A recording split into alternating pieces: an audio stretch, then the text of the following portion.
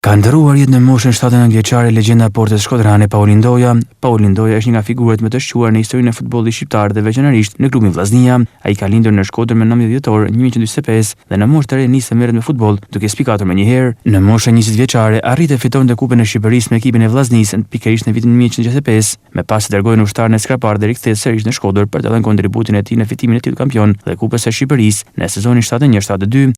Një vit me vonë, do të largohej nga futbolli për arsye biografike. Pas përfundimit të karrierës si lojtar, Paul Ndoja ka vazhduar të kontribuojë në futbollin shqiptar si trajner dhe përgatitës si portierëve në Akademinë e Vllaznisë. Përkushtimi i tij në klubin dhe futbollit shkodran ka qenë i pandërprer duke ndihmuar në zhvillimin e talentit të reja dhe në ruajtjen traditike së pastë të klubit. Në vitin 2019, në ndër të kontributit të tij dhe Selamidanit, organizua Kupa Selamidani dhe Paul Ndoja, një turne për moshë të reja që përfshirë 21 ekipe nga Shkodra dhe Lezhë. Ky aktivitet u zhvillua nga Federata Shqiptare e Futbollit, duke treguar respektin dhe vlerësimin për figurat historike të klubit.